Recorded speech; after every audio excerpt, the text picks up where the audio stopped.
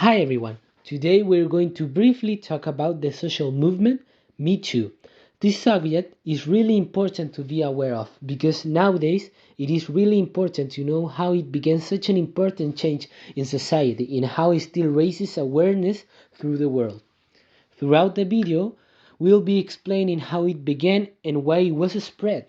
A key question that we are going to answer in the video is why is it necessary to have this kind of movement in our modern society? And we're going to develop it with the following content based on our investigation.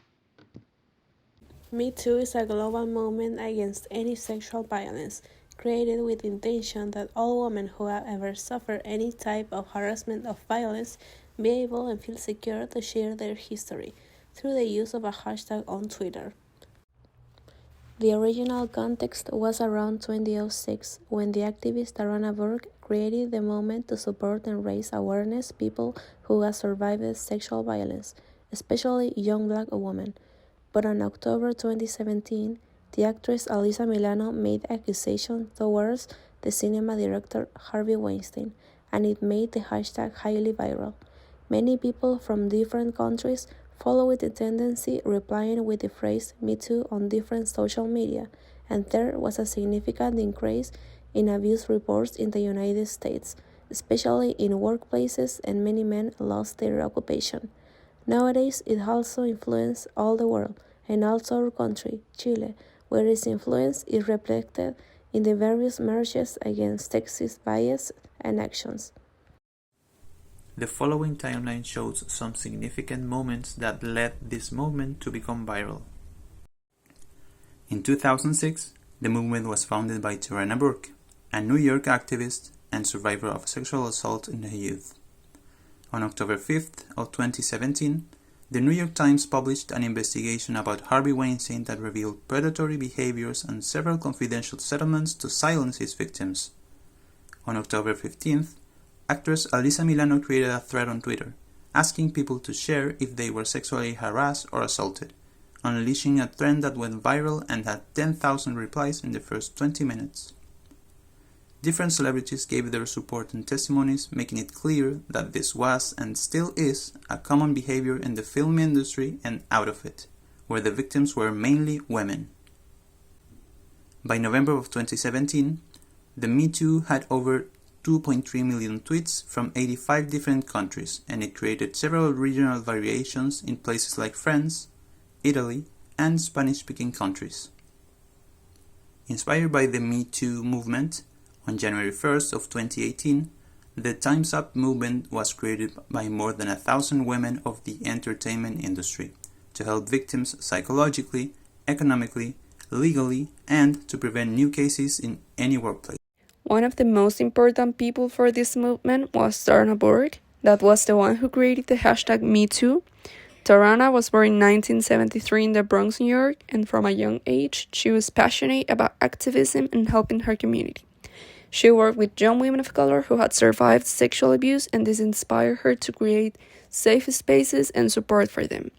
In 2007 was when she developed the phrase Me Too to help survivors share their stories and heal. Her hashtag went viral in 2017, and that year, Time magazine named her one of the Silence Breakers and Person of the Year. She empowered young black girls and communities through her nonprofit work promoting healing, empathy, and activism. Her leadership continues to inspire social change and gender equity, and the fight against sexual violence everywhere.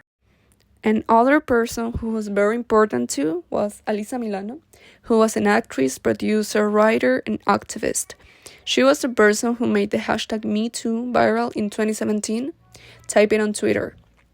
If you've been sexually harassed or assaulted, write Me Too as a reply to this tweet. This was in response to sexual allegations that appeared in that time against a film producer. She is not only an actress but also a strong activist. She uses her fame to talk about important problems like harassment, women's rights, and health. Because of her work, many people want to speak up about their personal stories and share their experiences about unfair treatment. So she helped others feel brave and less alone. This makes her an important person for the movement and also in the real life. What happened after the movement? After the movement, there were several different changes. First, it increased the world awareness. There were significant reforms in law and policy, consequences for the perpetrators, and an empowerment of survivors of sexual assault and sexual harassment. What did it accomplish? This movement led to the breaking of silence, increasing the reports of sexual misconduct of company employees and self-employees such as domestic workers, actors, makeup artists, among others that were assaulted, which helped to penalize sexual harassers and sexual misconducts. What changed in society? The most important changes in society were the increase of empathy for the survivors, because before the movement, sexual assaults, harassment were minimized or ignored. Also, there is a greater awareness of the boundaries of respect and consent in the workplace. The reason why we decided to choose this movement was because of its global impact on the past years and nowadays. Because it's still important to be aware and to not forget about this problem. We think that the fascinating thing about this movement was its impact on social media and how fast it spread all around the world, helping victims to report their harassers and ensure they are penalized. Making this movement significantly important to pursue help and empowerment of the victims, and making them know that they are not alone. It exposed something very sensitive, and thanks to that, there were many positive changes in society, boundaries in the workplace, laws, policy, and it inspired to create a global debate about how we face violence. Some connections we can make with other contents of this course are English as a lingua franca.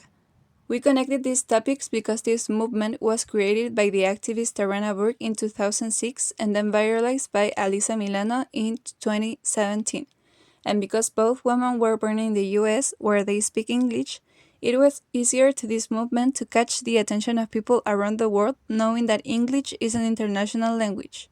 For example, if the tweet was written by a Japanese or Thailand actress and she doesn't write the tweet in English, maybe it wouldn't gain much fame than if it was written in English. Media literacy. Media literacy was crucial for this movement's global impact. First, because of the social role that led the movement to be recognized and helping the victims to speak and mobilize via online. And second, to understand this movement, you must have critical thinking to evaluate the information, as the movement generated diverse biases and narratives. And finally, to evaluate the credibility of this information and know how to make an informed opinion. For example, if you were a person with media literacy in 2017, when the tweet went viral, you would search for information and reliable sources if you want to be informed about the movement and talk about it online.